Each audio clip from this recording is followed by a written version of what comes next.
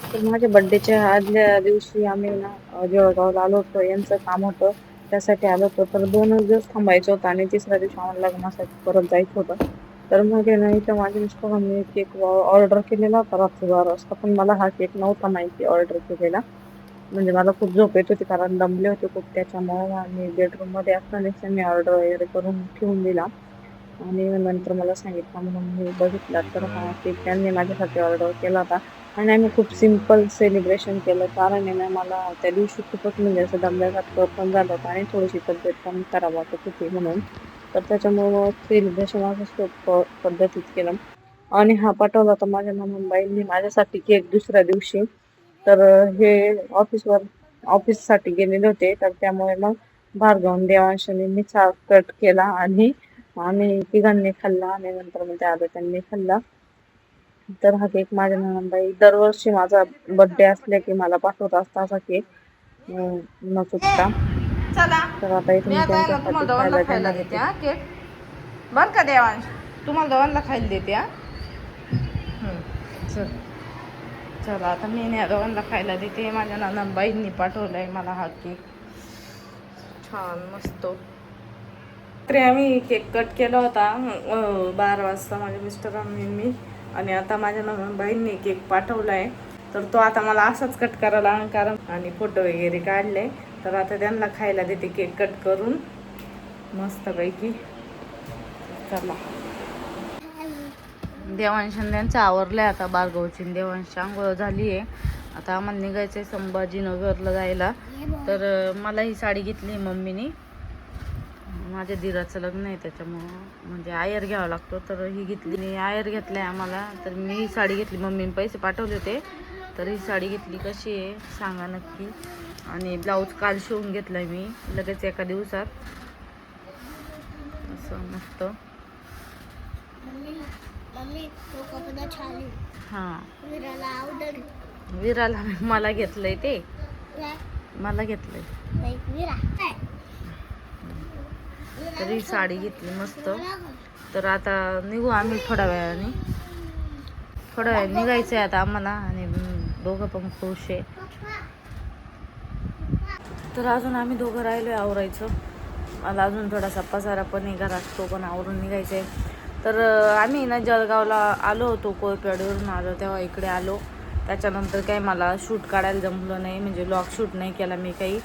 आणि नंतर 2-4 दिवसानंतर लगेच आम्ही संभाजीनगरला पण गेलो होतो. तिथं पण 8 दिवस राहिलो. तिथं पण एक पण व्हिडिओ शूट करणं झालं नाही पौर्णिमेचा वगैरे. ती दोघांना सांभाळून आहे ना मला अजिबात व्लॉग टाकायला जमत नाही आहे. कारण आयफोनसारखे ते घेत राहते त्याच्यामुळं एडिटिंगला काही टाईम भेटत नाही. आणि आता टाकीन म्हटलं. तर आता टाकीन म्हटलं व्लॉग. बघू आज टाईम भेटला तर एक व्लॉग उद्या येऊनच जाईल म्हणजे एक व्लॉग येईलच आपला तोपर्यंत. आणि आता दिराचं लग्न आहे. थोडीशी शॉपिंग पण बाकी आहे अजून. तर चप्पल पण घेतली मी ती पण तुम्हाला दाखवते मी. तर मिस्टरांनी हे घेतले आणि ही मी घेतली अशी. मी डेली यूजसाठी घेतली तसं आणि मी ऑफिससाठी घेतली. तर अजून खूप सारा पसारा बाकी. इकडे सोफ्याचे कवर वगैरे सगळं खाली आले. दोघांनी पसारा केला आहे. आता हा पसारा पण आवरायचा. इकडे कपडे सुकवत टाकले पावसाळ्यामुळं. आणि इकडे पण पसारा आहे. सगळं आवरून मला जावं लागणार आता. तर भांडे तर मी रात्रीच क्लीन केले होते काही. आणि आत्ताचे जे राहिलेले चहाचे वगैरे तर ते क्लीन करते. आणि तर भांडे वगैरे क्लीन करते आता आणि पटकन आवरते सगळं. मला अजून बॅग पण भरायची आहे. बॅग भरते आणि मग पटकन आम्ही निघू कारण पावसाचं पण वातावरण होतं दुपारून खूप. त्याच्यामुळे लवकरच निघू म्हटलं. तर मग आता पटपट आवरून मग निघते मी. आणि दोघं सारखे भांडणं करत राहते त्याच्यामुळं काही मला टाईम भेटत नाही शूट करायला. भांडणं इकडं जुळे असून त्याला अजूनही जुळे बांधून ठेवले त्यांनी. भांडत आहे दोघं. नको नको काल डोक्याला लागलाय बरं का याच्यात बसून. तरी पण तो त्याच्यातच बसणार आहे. अजून इकडं पसारा इकडचा पसारा. देवांश भार्गव तुला कुठं लागलं? कस काय लागलं? कस काय लागलं? दिमागला लागले दिमागला कस काय दिमागला कस काय लागलं? उठ पिलू, उठ उठ उठ. त्याला शोट शिवायला माझ्या ते भार्गव कुठं लागलं तुला? कस काय लागलं? काय लागलं तुला तिथं? या भिंतीला लागलं ना. मग तरी पण तू डोक्यात का बरं बसला आज? हा माहिती ना डोक्यात लागतं. तर आता निघालोय आम्ही फायनली. आताशी किती वाजले? 3 वाजले. आता 3 वाजता आम्ही निघालोय. सगळं आवरून घरातला पसारा वगैरे. आणि देवांश पुढे बसलाय, भार्गव इथं बसलाय. चाललो आता आम्ही. आता संभाजीनगरला जाणार आम्ही आणि नंतर संभाजीनगरवरून आमच्या गावाकडे जायचे आम्हाला लग्नासाठी. ते चुलत दिराचं लग्न आहे, तर उद्या हळद आहे. तर हळदीसाठी आम्हाला उद्या सकाळी लवकर निघावं लागेल, म्हणून आज आम्ही इथून जळगाववरून संभाजीनगरला चाललो आहे. तर इतकं काय काय आवरलं तरी पण 3 वाजले. बॅग वगैरे भरताय, कारण हे दोघं खूप जास्त त्रास देतात आणि काही आवरू पण देत नाही. भांडण्यासारखे दोघांचे, त्याच्यामुळे उशीर झाला थोडा. तर आता चाललो.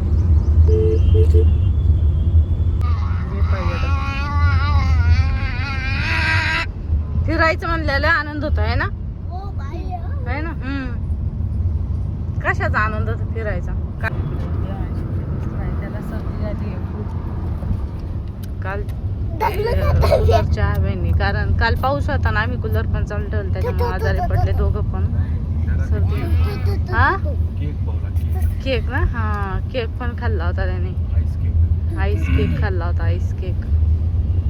त्याच्यामुळे पण आजारी पडू शकतो. त्या सर्दी झाली, सहन नाही होत त्याला थंड, पण तरी खातो तो.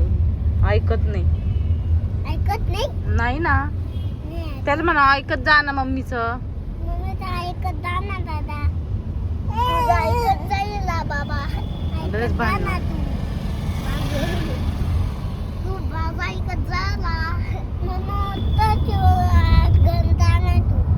हा का.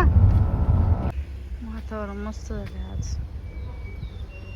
पाऊस थांबलाय आज आणि आता आम्ही निघालोय गावाकडे जायला. देवांश बाबा गेले सकाळीच पुढे आणि आता आम्ही चाललोय. आमचं आताशी आवरलं, बाकीचं मावशी वगैरे येणार होत्या कामाला, तर आवरून झाले आणि आता निघतोय आम्ही. हा घ्या.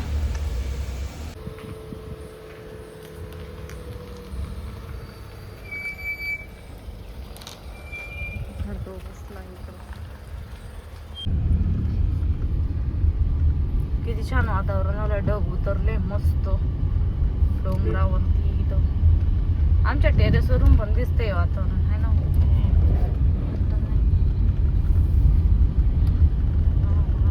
भार्गव कसं वातावरण आहे?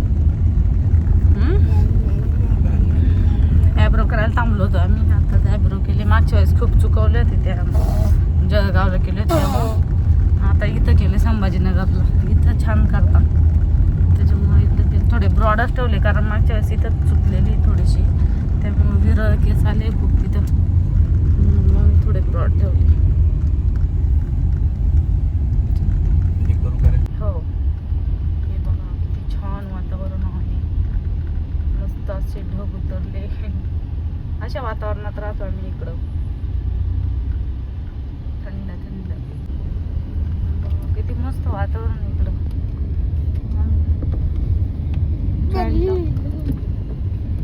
पावसाळ्यात असंच वातावरण असतं इकडं, म्हणून पावसाळ्यात खूप भारी वाटतं इकडं राहायला संभाजीनगरला.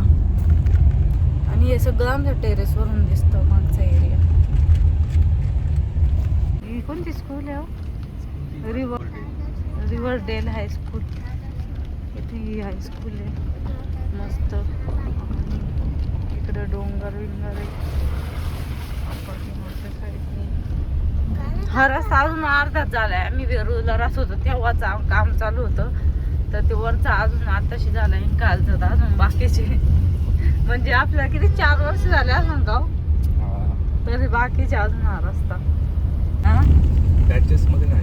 इथं अर्धवट राहिले, अर्धा झालाय, अर्धा बाकी. भार्गव आमचा देवांश सकाळीच बाबासोबत गेला म्हणतो त्याचं असं आहे जे पहिली गाडी काढीन त्याच्यासोबत तो निघत असतो. तर त्यांनी पहिली गाडी काढली म्हणलं मी कशाला थांबू यांच्या सोबत, तो भार्गवला त्रास देतो म्हणे. मग गेला निघून तो बाबासोबत. व्हिडिओ शूट करायला काही जमलं नाही, रात्री पण उशीर झालता यायला मला आणि सकाळी पण मग पटकन बाबांचा आवरून दिलं नाश्ता वगैरे. बाय किती सुंदर वातावरण झालं. ही नातवाली आहे ना कुठं पाठीमाग इथं ही नातवाली. इथं बंगलो लय छान आहे, मस्त मस्त बिल्डिंग पण झाल्या आहेत काही. एवढं मस्त मस्त आहे ना घर. एक फ्लॅट पण आहे ना, फ्लॅट आहे, रो हाऊस आहे आणि एवढे सुंदर आहे ना बघायला एवढं भारी वाटतं. आर्ट ऑफ लिव्हिंगची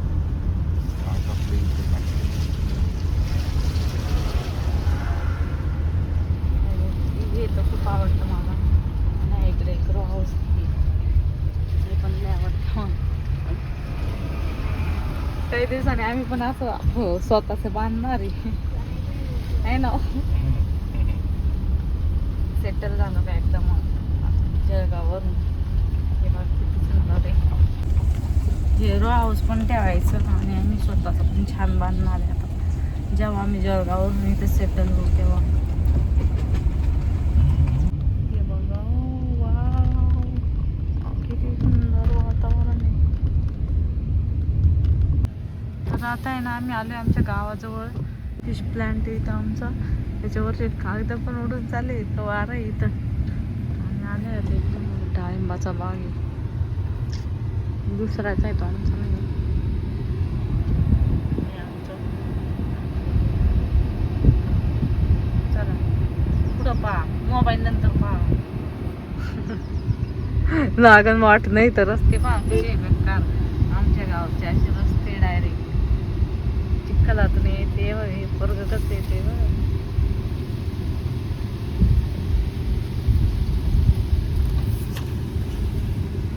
असले खतरनाक रस्ते. कशी गाडी निघणार बघा डायरेक्ट भला मोठा खड्डा. गाडी कुठे चालली, जाऊ दे काय जाईन शेतात. डायरेक्ट स्लिप होती कार इथं. इतका बेकार चिखल आहे. रस्ता आहे का काय. हे चुलत्यांचं घर आहे यांच्या इथं. पुढे एक चुलते त्यांच्या घरी चाललो आता.